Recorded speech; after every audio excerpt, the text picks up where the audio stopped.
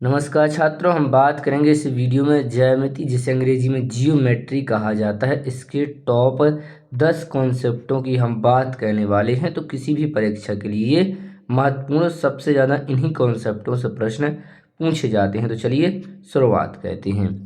ये रहा, देखिए आपके सामने सबसे पहला कॉन्सेप्ट जो है, देखिए पूरक कोण पर आधारित है। देखिए पूरक कोण क्या होती हैं। देखिए जब दो कोणों का योग 90 डिग्री होता है तो उन्हें पूरक कोण कहते हैं। यानी जब दो कोण मिलकर, मान लीजिए एक कोण ए है, दूसरा कोण बी है, ये दोनों मिलकर देखिए यदि ये 90 डिग्री होते हैं, कितने होते हैं, दोनों मिलकर 90 डिग्री, तो उन्हें देखिए पूरक कोण कहा जाता है। तो इसमें लिखा हुआ है कि यदि एक कोण 35 डिग्री है तो उसका पूरक कोण क्या होगा। तो हम जानते हैं कि दोनों कोणों का मान एक यहाँ पर 90 डिग्री होता है। तो देखिए 35 डिग्री और प्लस जो दूसरा हमें निकालना है वो होगा x, और दोनों का योग कितना होता है, देखिए 90 डिग्री होता है। क्यों? क्योंकि इसमें लिखा है पूरक कोण। बस हमें मान निकालने के लिए 90 यहीं पर रहेगा और ये जो 35 है वो इस साइड जाएगा और घटाएंगे तो देखिए हमें यहाँ पर करेक्ट आंसर प्राप्त हो जाएगा। तो देखिए 55 यहाँ पर क्या हो जाएगा, करेक्ट आंसर हो जाएगा। तो जो ऑप्शन बी है वो देखिए यहाँ पर क्या हो जाएगा, करेक्ट आंसर हो जाएगा। चलिए अब हम बढ़ते हैं यहाँ पर अगले प्रश्न की तरफ। चलिए तो ये रहा आपके सामने, देखिए यहाँ पर दूसरा कॉन्सेप्ट जो है, देखिए यहाँ पर संपूरक कोण पर आधारित सप्लीमेंट्री एंगल्स पर आधारित है। इसकी परिभाषा क्या है कि जब दो कोणों का योग 180 डिग्री होता है, इस बात को आपको ध्यान रखना। देखिए समपूरक में कितना होता है, 180 डिग्री यहाँ पर होता है, तो उन्हें समपूरक कोण कहा जाता है। तो देखिए इसमें लिखा है एक कोण 125 डिग्री है, तो समपूरक कोण क्या होगा। तो देखिए हम जानते हैं कि दोनों कोण मिलकर, एक तो 125 है, दूसरा कोण और मिलेगा, तो इसमें ये दोनों मिलकर कितने हो जाएंगे, देखिए 180 हो जाएंगे। तो बस हमें x का मान निकालना है, तो ये 180 यहीं पर रहेगा और ये जो 125 है वो इस साइड जाएगा। तो यहाँ पर हम क्या करेंगे, इसे घटाएंगे। तो x बराबर जैसे ही हम इसको घटाएंगे तो यहाँ पर प्राप्त हो जाएगा, यहाँ पर देखिए करेक्ट आंसर हो जाएगा 55, यहाँ पर देखिए करेक्ट आंसर आ जाएगा। तो जो 55 है वो देखिए यहाँ पर क्या हो जाएगा, करेक्ट आंसर। तो जो संपूरक कोण है उसका मान क्या होगा, दूसरे एंगल का 55 डिग्री होगा। चलिए अब हम बढ़ते हैं अगले प्रश्न की ओर। चलिए अब हम बढ़ते हैं यहाँ पर अगले कॉन्सेप्ट की ओर। तो ये रहा, देखिए अगला कॉन्सेप्ट यहाँ पर एकांतर कोण पर आधारित है। तो देखिए इसमें क्या होता है, पहले परिभाषा को जानते हैं। जब दो समांतर रेखाएं, ये रही देखिए दो समांतर रेखाएं, एक ये है एक ये है, दो समांतर रेखाएं एक तिर्यक रेखा काटती है। तो इन देखिए दोनों समांतर रेखाओं को ये वाली ये तिर्यक रेखा इसे काट रही है। तो जो अंदर की ओर विपरीत दिशा में बनने वाले कोण कैसे होते हैं, देखिए बराबर होते हैं। तो हम आपको समझाते क्या कहा गया है। इसमें अक्सर जेड की आकृति बनती है, तो यहाँ पर यदि हम जेड इस तरह से बनाएंगे तो यहाँ पर जो कोण यहाँ पर बनेगा उस कोण का मान होगा इस कोण के बराबर। इतना आपको याद रखना है। चलिए अब एक इस साइड से भी बनता है, देखिए यहाँ से भी एक कोण बनता है इस तरीके से। तो जो कोण यहाँ पर बन रहा है वह कोण का मान होगा इस कोण के बराबर। तो बस ये देखिए यहाँ पर होता है। इसमें प्रश्न में क्या पूछा गया है, प्रश्न में आपके सामने है कि चित्र दिए गए चित्र में ए बी एक समांतर रेखा है और जो सी डी के यहाँ पर है और जो ए बी है वो लंब है देखिए सी डी पर। तो तिर्यक रेखा ई एफ इन्हें बिंदुओं जी और एच पर इन्हें देखिए क्या कहती है, यहाँ पर काटती है। तो ए जी का मान इसमें यहाँ पर दिया गया है। यहाँ पर देखिए हमसे मान पूछा है ये वाला कि 80 डिग्री है, तो कोण डी एच एफ का मान 130 डिग्री है। तो हम आपको देखिए सीधा सीधा बताते इसका क्या मतलब है। इस चित्र में आप देखिए तो यहाँ का मान देखिए हमसे पूछा जा रहा है, कहाँ का मान हमसे पूछा जा रहा है, देखिए यहाँ का मान हमसे पूछा जा रहा है। तो अब देखिए यहाँ का मान हम किस तरह निकालेंगे, यहाँ पर देखिए जेड बन रहा है, ये बन रहा है, तो यहाँ का जो मान है वो यहाँ के मान के कैसा होगा, बराबर। यही तो हमने पढ़ा एकांतर कोण में। तो 130 यहाँ है तो 130 कहाँ होगा, यहाँ भी होगा। तो करेक्ट आंसर आ जाएगा देखिए 130 यहाँ पर आ जाएगा। हमें आशा है कि आप समझ चुके होंगे। ये देखिए एकांतर कोण के माध्यम से ये देखिए आंसर आता है। चलिए अब हम बढ़ते हैं यहाँ पर अगले कॉन्सेप्ट की ओर। ये रहा देखिए यहाँ पर चौथा कॉन्सेप्ट है कि त्रिभुज के जो आंतरिक कोणों का योग है एंगल ऑफ सम प्रोबेबिलिटी, इसके ऊपर देखिए पूछा जा रहा है। तो लिखा है कि इसको हम पढ़ते हैं। देखिए किसी भी त्रिभुज के जो तीनों आंतरिक कोणों का योग है वो हमेशा 180 डिग्री होता है, इस बात को याद रखना है। यानी जो त्रिभुज है इसके जो तीनों आंतरिक कोण है इनका योग कितना होता है, देखिए 180 डिग्री होता है यदि हम तीनों को जोड़ें तो। इसमें दिया है देखिए एंगल त्रिभुज जो ए है इसका मान दिया गया है यहाँ पर देखिए 55 है, एंगल 55 दिया गया है। बी का मान दिया गया है देखिए यहाँ पर 65 और हमसे पूछा है सी का मान यानी इसका मान पूछा है। तो हम जानते हैं कि तीनों का मान कितना होता है, देखिए 180 होता है। तो बस हमें बस यहाँ पर जोड़ना है। तो देखिए पहले का कितना है 55 है और दूसरे का कितना है देखिए 65 है और जो तीसरा है इसको हम क्या मानेंगे x। तो बस इन सबको हमें जोड़ना है और इसमें से घटा देना है पक्षांतर कर। तो इन दोनों को जोड़ेंगे तो 55 और जैसे इसको जोड़ेंगे तो हो जाएगा देखिए 120 प्लस x बराबर 100 यहाँ पर देखिए 80 है। तो बस ये यहीं पर रहेगा, 180 यहीं पर रहेगा। ये जो प्लस में है इस साइड 120 इस साइड आएगा तो ये देखिए माइनस में हो जाएगा, पक्षांतर होगा। तो घटाएंगे तो यहाँ पर देखिए 60 डिग्री बचेगा। तो जो ऑप्शन से यहाँ पर बी है वो देखिए करेक्ट आंसर होगा। इसका मान यहाँ पर कितना आएगा देखिए 60 आएगा, क्योंकि तीनों का मिलकर कितना होता है 180। तो बस इन दोनों को जोड़कर 180 में से घटाना था, आंसर प्राप्त हो जाता। चलिए अब हम बढ़ते हैं यहाँ पर पाँचवें कॉन्सेप्ट की ओर। तो ये रहा देखिए पाँचवा कॉन्सेप्ट के सीधी रेखा पर बने जो कोण हैं उनका मान कितना होता है, देखिए 180 डिग्री होता है। देखिए तो परिभाषा है यहाँ पर कि माफ़ कीजिएगा कि एक सरल रेखा पर बने सभी कोणों का योग कितना होता है, 180 डिग्री होता है। देखिए सीधी लाइन है, इस पर जो बना कोण है यहाँ पर ये कितना होता है 180 डिग्री होता है। तो चलिए 180 डिग्री होता है लिखा हुआ है। एक सीधी रेखा पर दो कोण हैं जो रेखिक युग्म है, मतलब यहाँ पर दो कोण हैं, उनमें से एक कोण तो 180 है तो दूसरे कोण का मान तो देखिए हम जानते हैं कि दोनों मिलकर एक तो 110 है देखिए और दूसरा हम x मानेंगे जो हमें निकालना है, और दोनों का योग कितना होता है सीधी रेखा पर 180 होता है, तो जो 180 के बराबर है। बस हमें क्या कहना है यहाँ पर सिर्फ पक्षांतर कहना है। तो 180 में से बस हमें 110 को घटाना है तो करेक्ट आंसर आ जाएगा यहाँ पर देखिए 70 डिग्री है, जो यहाँ पर देखिए करेक्ट आंसर आ जाएगा। तो जो दूसरा कोण है वो देखिए कितना होगा 70 डिग्री होगा। हमें आशा है कि आप समझ चुके होंगे कि एक सीधी रेखा पर कितने का कोण बनता है, देखिए 180 डिग्री का बनता है, जिसमें एक का मान दिया गया था दूसरा हमें निकालना, तो बस उसमें से हम घटा दिए, हमने आंसर की प्राप्ति हो चुकी है।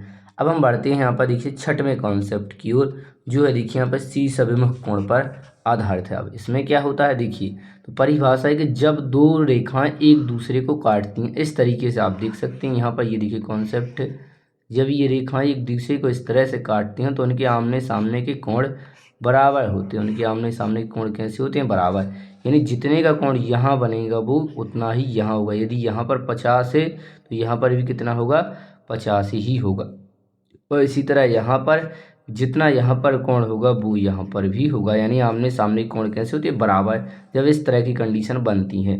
चलिए तो प्रश्न है कि दिए गए चित्र में एक दूसरे को प्रतिच्छेद कहती है। तो देखिए रेखा एक दूसरे को जब प्रतिच्छेद कहती हैं तो ऐसी ही कंडीशन बनती है। और एक कोण का मान 120 है, तो यहाँ पर देखिए 120 है और ठीक सामने वाले जो एक्स है इसका मान पूछा है, यानी यहाँ पर 120 है तो इसका मान पूछा है। तो बस हम जानते हैं जितना कोण यहाँ है उतना ही यहीं पर होगा, तो 120 ही आएगा। चलिए हम कॉन्सेप्ट में आपको यहाँ पर बता चुके हैं, तो जो ऑप्शन बी है वो देखिए करेक्ट आंसर हो जाएगा। अब हम बढ़ते हैं यहाँ पर देखिए जो कॉन्सेप्ट सातवां है बाह्य कोण प्रमेय, ये क्या है, चलिए इसको ध्यान से देखिए।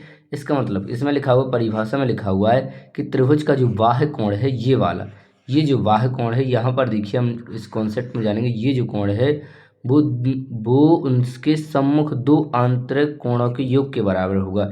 यानी जो मान यहाँ का होगा ये दोनों मिलकर यहाँ पर इनके बराबर होगा। यानी दोनों को हम, यदि हमें ये बाहर वाला निकालना है तो हम क्या करेंगे, अंदर वाले दोनों को जोड़ेंगे तो ये वाला आंसर हमें प्राप्त हो जाएगा। चलिए प्रश्न है आपके सामने कि दिए गए चित्र में ABC की भुजा BC को D तक बढ़ाया गया है। यहाँ तक देखिए इसको बढ़ाया गया है। यदि आंतरिक कोण A है देखिए यहाँ पर इसका मान 50 है और जो B है इसका मान देखिए यहाँ पर 60 है। तो हमसे पूछा है X, ये बाहर वाला ACD, ये वाला देखिए ACD, ये वाला मान हमसे यहाँ पर देखिए पूछा जा रहा है। तो बस हमें क्या कहना है कि हम यहाँ पे कॉन्सेप्ट में जान चुके हैं कि जो बाह्य कोण है इसका मान होता है आंतरिक दोनों कोणों के योग के बराबर, यानी इन दोनों को हमें जोड़ना है तो इसका मान प्राप्त हो जाएगा। तो चलिए जोड़िए, कितना है देखिए, दोनों एक है देखिए 50 और एक है देखिए 60, तो दोनों को जोड़ेंगे आंतरिक कोणों को, तो ये आएगा देखिए यहाँ पर 110। तो ये जो आंसर होगा यहाँ पर कितना आएगा 110।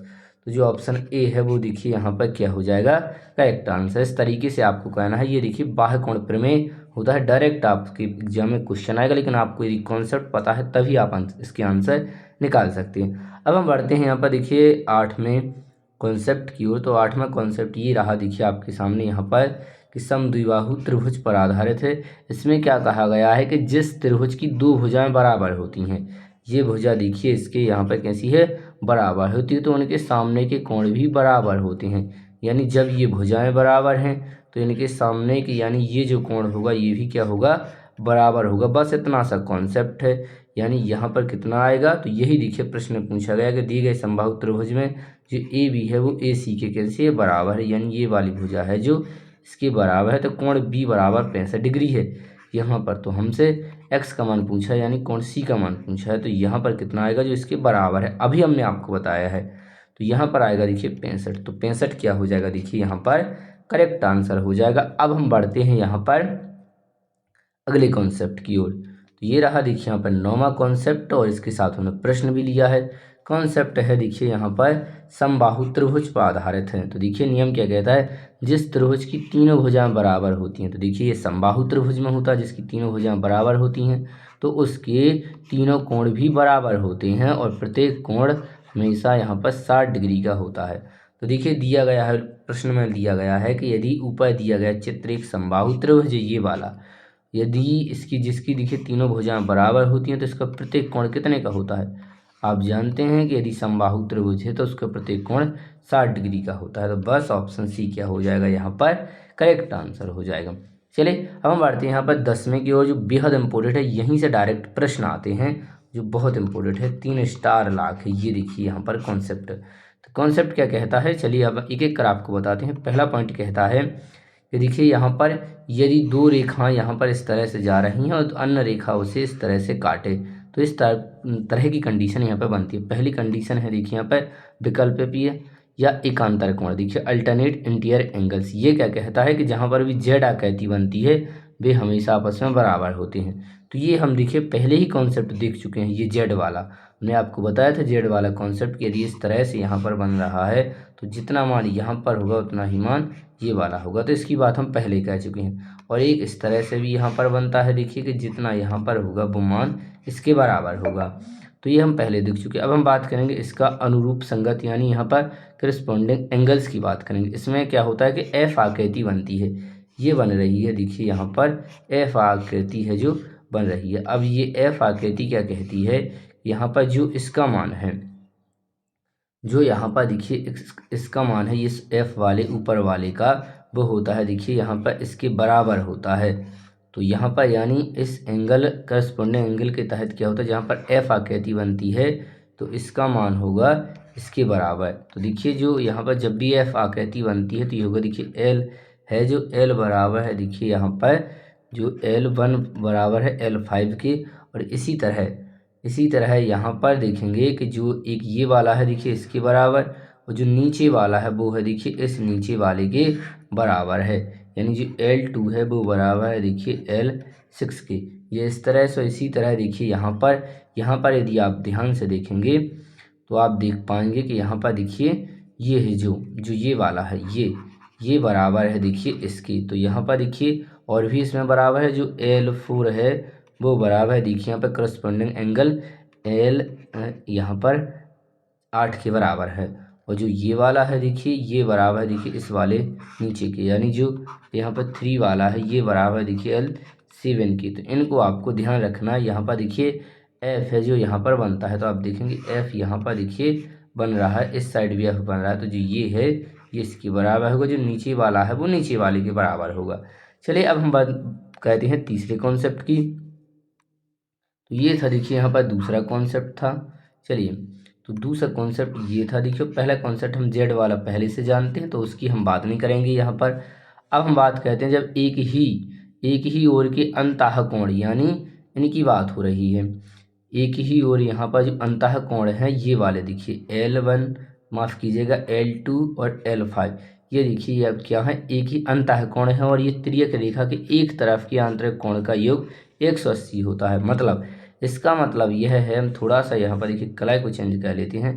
इसका मतलब है यहाँ पर कि जो ये वाला है और जो ये वाला है, ये दोनों आंतरिक कोण, इन दोनों का योग देखिए यहाँ पर 180 डिग्री होता है। इस बात को याद रखना।